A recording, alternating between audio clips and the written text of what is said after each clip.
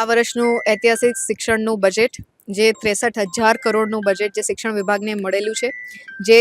ગુજરાતના સમગ્ર બજેટનો 13% હિસ્સો ધરાવે છે અને ગત વર્ષ કરતાં જેમાં 5.3%નો વધારો થયેલો છે, ત્યારે હું આપણા ગુજરાતના યશસ્વી મુખ્યમંત્રી શ્રી ભૂપેન્દ્રભાઈ પટેલ સાહેબનો હૃદયપૂર્વકનો આભાર વ્યક્ત કરું છું. શિક્ષણ એ મૂલ્યો આધારિત બને, જેમાં આરોગ્યનું પણ જતન થાય, પૌષ્ટિક આહારનું પણ જતન થાય, માળખાકીય સુવિધાનું પણ જતન થાય અને કોઈ પણ બાળક જે છે એ શિક્ષણથી વંચિત ના રહી જાય, એ આયામોને સર કરતું આ વખતનું બજેટ છે. કરંટ બાબત હોય કે નવી બાબત હોય, એને સંયુક્ત રીતે આવરીને બાળકોની જરૂરિયાત આધારે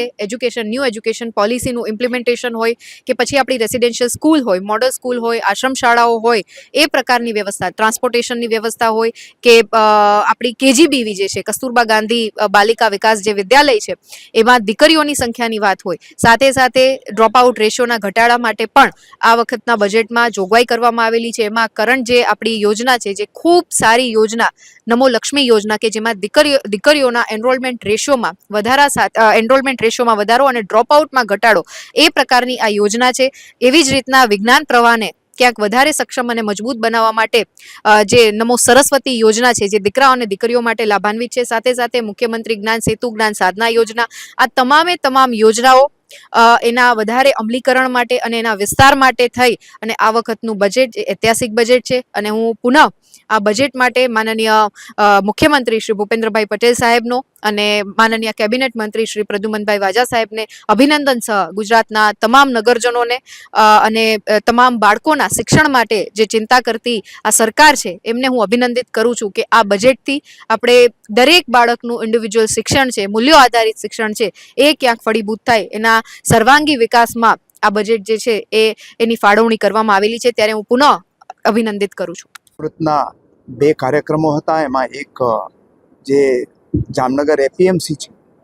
એમાં ખેડૂત ભોજનાલય અને ખેડૂત આરામગૃહનું ત્યાં ઉદ્ઘાટન કરવામાં આવ્યું અને ટાઉન હોલ ખાતે જામનગર શહેર અને જિલ્લાના લગભગ 412 કરોડ રૂપિયાના 57 જેટલા કામોનું ખાતમુહૂર્ત અને લોકાર્પણ કરવામાં આવ્યું. યશસ્વી પ્રધાનમંત્રી નરેન્દ્રભાઈ મોદી જ્યારે ગુજરાતના મુખ્યમંત્રી હતા, ત્યારે 2005માં જે શહેરી વિકાસ વર્ષની ઉજવણી કરીને શહેરી વિકાસના એક નવા આયામો સાથેના જે કાર્યક્રમો આપ્યા હતા, એ કાર્યક્રમોને આગળ વધારવાનું કામ આપણા લોકપ્રિય મુખ્યમંત્રી શ્રી ભૂપેન્દ્રભાઈ પટેલ ગુજરાતમાં કરી રહ્યા છે. અને આને કારણે ગુજરાતની અંદર જે માત્ર નગરોનો વિકાસ એટલે નળ, ગટર અને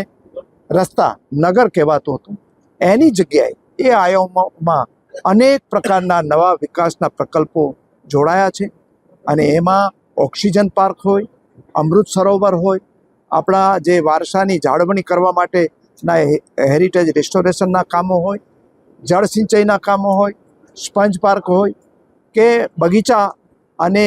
નવા મનોરંજનના જે આયામો ઉમેરવાનું કામ હોય, એ તમામ કામો આજે ગુજરાતમાં થઈ રહ્યા છે.